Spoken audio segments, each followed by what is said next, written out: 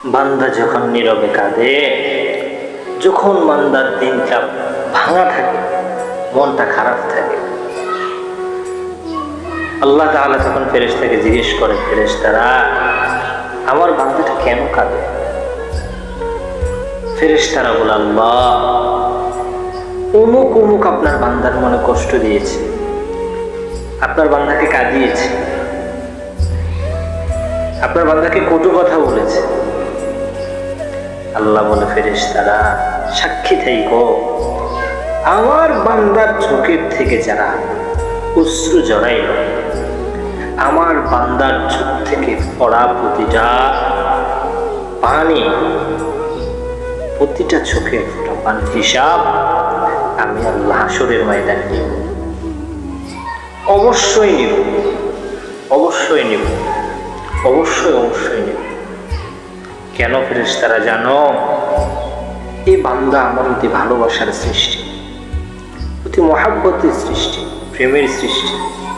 আমার বান্দাকে কেউ কাঁদাবে আর আমি আল্লাহ চেয়ে চেয়ে দেখবো, তা তো হবে না। আমি আমার বান্দার অনেক ভালোবাসি, অনেক ভালোবাসি, অনেক মহাব্বত কইরা বানাইছি। আমি যদি বান্দারে ভালো না বাসি, আমার বান্দারে ভালোবাসবে কে? আমার বান্দা যদিও আমাকে ছেড়ে চলে যায়, আমার বান্দা আমাকে ভুলে যেতে পারে, আমার বান্দা দুনিয়ার পিছনে ছুটে আমি আল্লাহকে ভুলতে পারে, দুনিয়া নষ্ট জিনিসের পিছনে আমার বান্দা ছুটে ক্ষণিকের জন্য আমি আল্লাহকে ভুলতে পারে।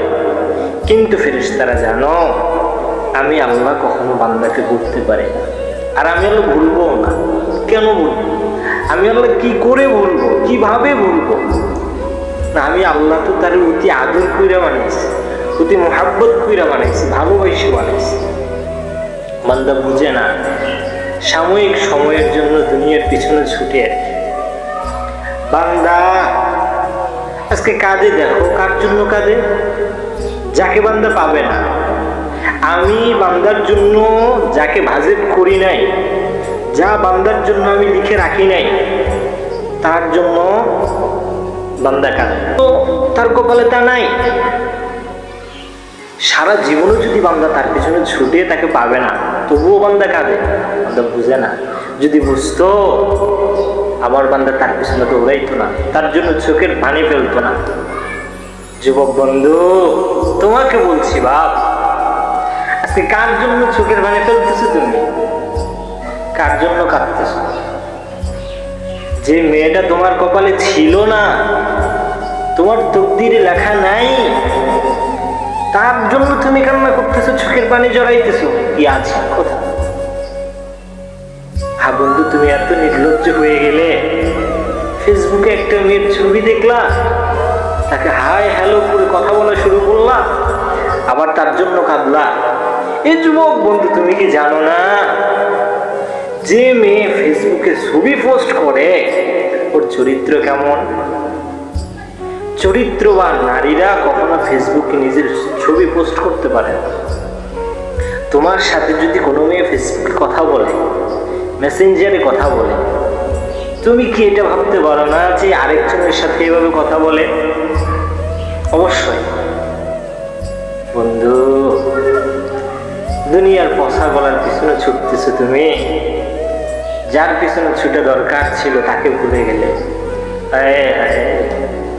কেমন কথা বন্ধু? ভুলে গেছো যে আল্লাহ তোমার এত মহাব্বত কইরা বানাইছে, যার পিছনে, যার সাথে একটু কথা বলার জন্য, জাস্ট একটু কথা বলার জন্য তোমার নিজের সর্বোচ্চটা বিলীন করে দিয়েছে।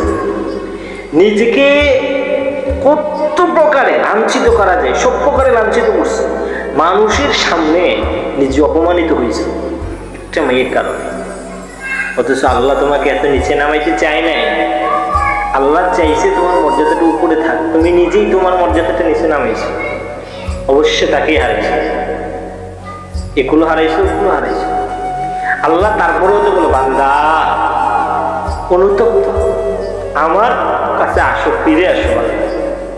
এতবার যাকে ডাকছো শুনে নাই, আমি আল্লাহকে একটা বার ডাক, দেখ আমি আল্লাহ তোরটাকে সাড়া দেই কিনা। যে মেয়েটা তোর কপাল থেকে ছুটে গেছে, চলে গেছে, অন্য কারোর সাথে বিয়ে হয়েছে, তুই বান্দা শুকরিয়া আদায় কর।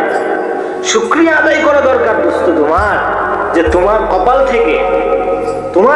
থেকে একটু অমঙ্গল দূর হয়েছে, একটু মহাবিপদ দূর হয়েছে তোমার কপাল থেকে। যদি তোমার কপালে থাকতো, যদি তুমি ওকে বিয়ে করতা, তাহলে হয়তো তোমার জীবনটা ধুকে ধুকে শেষ হয়ে যেত। তুমি বুঝো না, যদি বুঝতা তাহলে বান্দা করতা। দুনিয়ার মানুষ আসলে স্বার্থপর। স্বার্থ যতক্ষণ আছে ততক্ষণ তোমার সাথে আছে। নিজের স্বার্থ পুড়িয়ে যাবে, তোমারও আর দরকার নাই, তোমারও শেষ। আজকে যখনই অনলাইনে ঢুকি তখনই দেখি শুধু প্রেমের আলাপি করতেছে। কত যুবক ভাই কান্না করতেছে। সব হারাইছে, মা বাবাও হারাইছে, আত্মীয় স্বজন হারাইছে একটা মেয়ের জন্য, অবশেষে মেয়েটাকেও হারাইছে। এখন কান্না করতেছে, রাস্তায় ঘুরতেছে। হ্যাঁ, রাস্তায় ঘুরতেছে। যুবক বন্ধু, দুনিয়া পচা গলা, এগুলোর পিছনে ছুইটো না। তুমি যার জন্য কান্না করতেছো বাদ দাও, যে চলে গেছে ছেড়ে দাও, আর তার পিছনে ঘুরার দরকার নাই। তোমার জন্য দেখবা আল্লাহ এর চেয়ে আরো কল্যাণকর রেখেছে, এর চেয়ে আরো কল্যাণকর কিছু রেখেছে তোমার জন্য। দেখবা, শুধু ধৈর্য ধরো, সবর করো, আল্লাহর কাছে দোয়া করো, অবশ্যই পাবা। সে তুমি কল্পনাও করো নাই। আমি তোমাকে লাস্ট অনুরোধ করতেছি বাবা, অনুরোধ করে বলতেছি, ফিরে আসো, পথ থেকে ফিরে আসো। আর যে আল্লাহকে চেনো, আল্লাহকে বুঝো, আল্লাহকে ভালোবাসো। যিনি কখনো ছেড়ে যান না, যিনি কখনো ছেড়ে যাবেন না, যিনি কখনো ছাড়েনও নাই, ওনার পিছনে যে তোমার হবে না জানো তুমি, তারপরেও কেন তার পিছনে ঘুরতেছ? কেন ভাই বুঝো না? প্রাণের ভাই, আসো, বাদ দাও, আজ থেকে দাও বাবা, আর করবো না, আর করবো। যুবক, এগুলোর মধ্যে যদি দাও, কোনো বেগানা নারীর সাথে কথা বলো, এগুলোর জন্য তোমার সারা জীবন তোমার খেসারত দিতেই হবে, পাইতেই হবে। তোমার সে শাস্তি পাবাই, তুমি দুনিয়াতে পাবা। এজন্য আল্লাহর কাছে তাওবা করো, মালিক যা করছি আর করবো না। আল্লাহ তো তাওবা কবুল করি, তাওয়াবুর রাহিম। আল্লাহ যদি তাওবা কবুল নাই করেন, বান্দাকে ক্ষমা নাই করেন, আল্লাহর সিফত কেন গফফার হবে? অবশ্যই আল্লাহ ক্ষমাশীল। আল্লাহকে বলো না, মাবুদ গুনাহ তো করছি, শয়তানের দুঃখে করে মাফ করে দেন না। আল্লাহ, দুনিয়াতে আমার মতো আপনার অনেক বান্দা, কিন্তু আপনার মধ্যে কি আমার আর কোনো মালিক আছে? বলেন না। আপনি যদি ক্ষমা না করেন, আমি কার কাছে যাব? আপনি বলেন, বানাইছেন তো আপনি, তো কার কাছে যাব? মাফ করে দেন না। অবশ্যই আল্লাহ তোমার ক্ষমা অবশ্যই করবে দোস্ত। ফিরে আসো, এজন্য বলি ফিরে আসো। মাওলাকে চিনি, মাওলাকে চিনি দোস্ত, মাওলাকে চিনি। আল্লাহ, মাওলাকে চিনি। মাওলারে না চিনিয়ে যদি যাও ওপারে, কি জবাব দিবে তুমি? কি জবাব দিবা? আল্লাহর কাছে যে যাবা, কি নিয়ে যাবা? কিছু একটা তো নিয়ে যেতে হবে। নবীজি বলছেন, আর দুনিয়া মাজরাতুল আখিরাহ, দুনিয়া হলো আখিরাতের শস্য ক্ষেত্র, এখানে কামাও।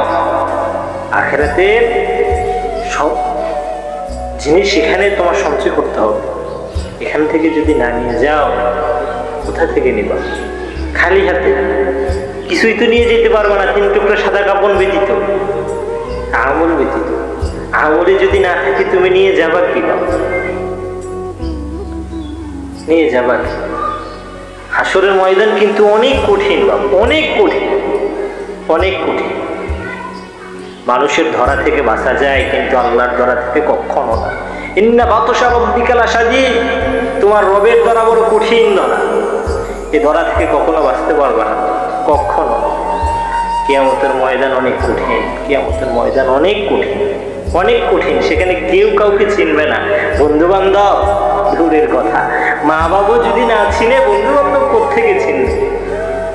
আল্লাহ কোরআনে বলছেন, ইয়াউমা ইয়াফিরুল মারউ মিন আখিহি ওয়া উম্মিহি ওয়া আবিহি ওয়া সাহিবাতিহি কেউ কাউকে চিনবে না, মা বাপও চিনবে না, সবাই সবার থেকে পলায়ন করবে, পালিয়ে থাকবে, চিনবে তবে পরিচয় দিবে না। মা তার সন্তানকে পরিচয় দিবে না, সেখানে বন্ধু বান্ধব কোত্থেকে পাইছে তুমি? হ্যাঁ, একটা নেকি যদি নিয়ে যায় আমার থেকে, মা বলবে যদি সন্তান আমার থেকে একটা নেকি নিয়ে যায় এজন্য পরিচয় দিবে। সন্তান তো একটা নেকির জন্য মায়ের কাছে যাবে, মা একটা নেকি দেন না, আজকে একটা নেকির জন্য জাহান্নামে যেতে হচ্ছে। মা সেদিন বলবে দুনিয়াতে তো আমার কোনো সন্তানই ছিল না। বাবার কাছে যাবে একটা নেকির জন্য, বাবাও বলবে দুনিয়াতে আমার কোনো সন্তান ছিল না। বন্ধু তখন কি করবা? তখন কি করবা? একটা নেকির জন্য বাবাও পরিচয় দিবে না, মাও পরিচয় দিবে না, নিজের স্ত্রীও পরিচয় দিবে না। দুনিয়াতে তো আমার বিয়ে হয় না, স্বামী আসবে কোত্থেকে? তখন কি করবা? কার কাছে যাবা? যার সুপারিশ বিনে জান্নাতে যেতে পারবা না তাকেই তো চিনলা না তুমি, জান্নাতে কিভাবে যাবা? তাকে তো চিনতে হবে জান্নাতে যাওয়ার জন্য, তো তাকেই চিনো নাই তুমি, জান্নাতে কিভাবে যাবে? জীবনে কোনো একটা সুন্নতি মানলাম না, সুন্নতের পাবন্দি করলাম না, আর কিয়ামতের ময়দানে যে ওনার শাফাআতের অপেক্ষায় থাকবো, কি ভাবছে এত সোজা দিয়ে দিবে? নবী সুপারিশ করবে তোমার জন্য? নবীজি যেটা করতে নিষেধ করছেন ওটাই করতেছি, ইসলাম যেটা করতে বাধা দিচ্ছেন ওটাই করতেছি, কিভাবে জান্নাতের আশা করতেছি? কিভাবে? আপনি নামাজও পড়বেন না, খোদার হুকুমও মানবেন না, নবীজির সুন্নতও মানবেন না, নবীজির আদর্শ অনুযায়ী চলবেন না, আবার জান্নাতও যাইতে চাইবেন? এ কেমন কথা? আপনি তো দোনোতলে আছেন দেখি। হ্যাঁ, ওই মেয়ে দোনোতলে আছেন, কি ভাবছেন জান্নাত এতই সোজা? গেলাম দিয়ে দিল। নবীজি আপনার মতো আমার মতো মুদের ডাইকে ডাইকে গো আয়ো, তুমি বললেই তো জান্নাত। হ্যাঁ, তোমাকে মতো বেনামাজির জন্যই তো জান্নাত। আসো, তোমাদের কি এত সোজা মনে করছেন জান্নাত? জান্নাত এত সোজা? চিনলাম পায়ে ধরে বলেছে ফিরে আস, ফিরে আস, এখনো সময় আছে, এখনো সময় আছে। জাহান্নামের আগুন কিন্তু অনেক কঠিন।